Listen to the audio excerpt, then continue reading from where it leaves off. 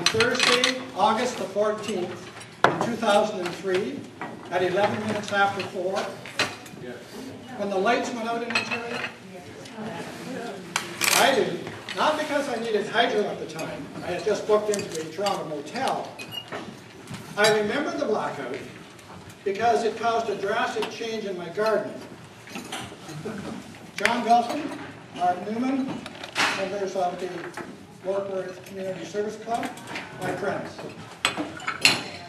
My original intention was to speak with you on depression, the topic of my latest book.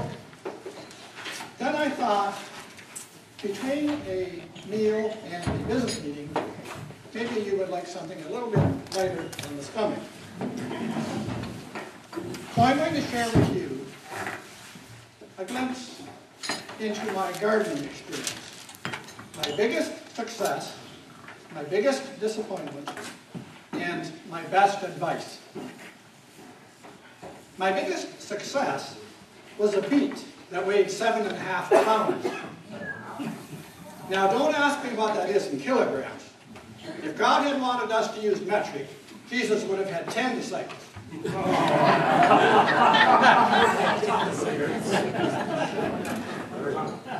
I like the garden poem by my favorite author, Anonymous. Do you care at all for me? My heart beats for you. With your turnip nose and your radish face, you are a peach. If we can't elope, let us marry. We'd make a swell pair. On the way to the farm the next morning after leaving the motel, it was running through my mind what I'd have for lunch. New potatoes, yellow beans, a couple tomato slices, and la pièce de résistance, fresh corn on the cob. Pass the butter. I don't know about you, but the highlight of the season for me is towards the end of July, with tomatoes and corn on the cob. But, you know, that might just be because I'm a vegetarian. You know, I used to think that vegetarians were all nutcases, living off nuts and fruits. But when I became one myself in 1978, I was amazed how normal and intelligent they suddenly became. I don't know where you were on the night of the blackout, but if you were to ask any honest raccoons around Havelock, they'd have to admit to Murray Watson's corn patch. Now, it wasn't that I was unaware that these midnight marauders had a colossal craving for corn. In fact, to protect it from them, I had set up a radio and a flood lamp. Raccoons, being nocturnal creatures, try to avoid light, and my neighbor told me they don't like sound, they don't like noise. And they've been keeping clear. Light and music. Maybe they just didn't share my taste for CBC FM. It turned out they did share my taste for corn. I didn't live in Oklahoma, but to quote Oscar Hammerstein II, my corn was as high as an elephant's eye. And for 2 weeks, meals had been a fabulous feast, and I was savoring my success. But my biggest disappointment was right around the corner. That next morning, and oh, what a beautiful morning it had been. Rest easy, folks, there's no more singing. When I walked out to snap off a couple cobs for lunch, those once stately stalks and those swelling cobs lay in rack and ruin. They were as low as a snake's belly in a wagon rut. And so was I. When the hydrant went off, the sound of the radio cut out, the light from the flood lamp went off, and the raccoons came in.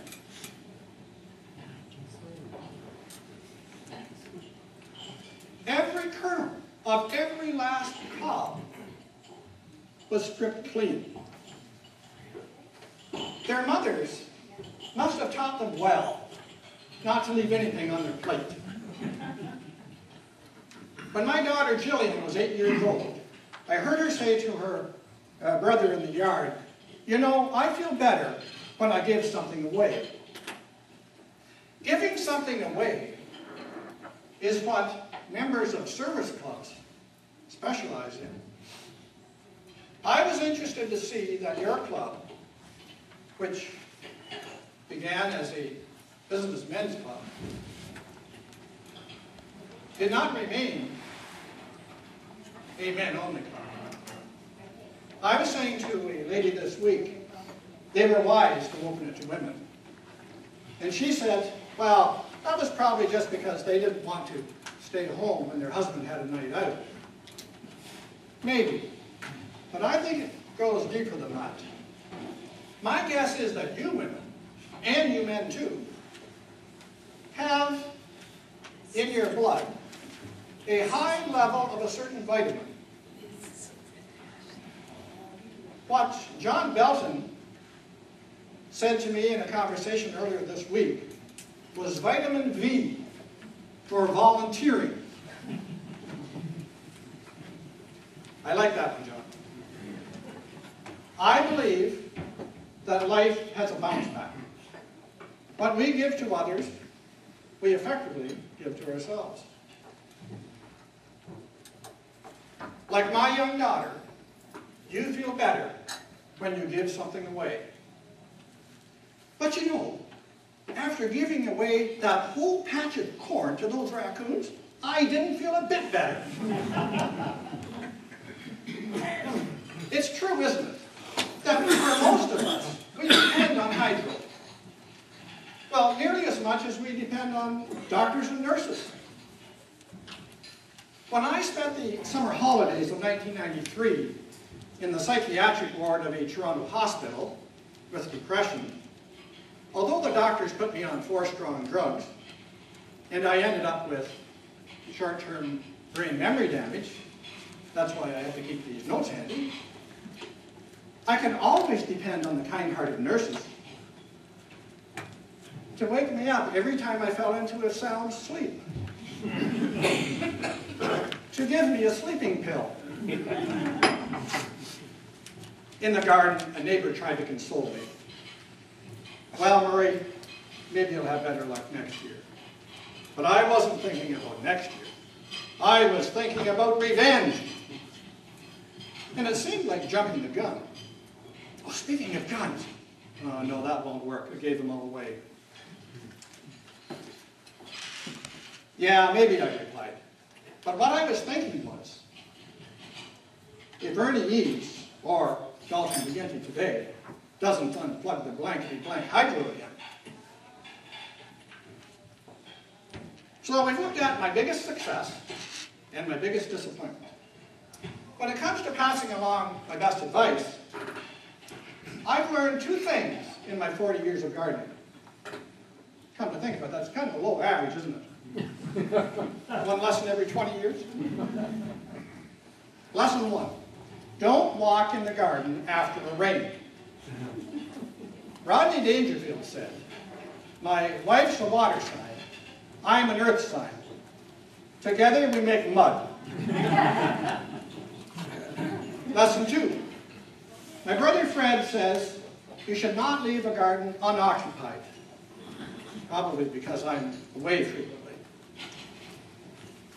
You may be familiar with the story of Adam and Eve in the Garden of Eden. Now let me ask you, if Adam was in his garden, working, and his wife was not there to hear him, he's talking in the garden, is he still wrong?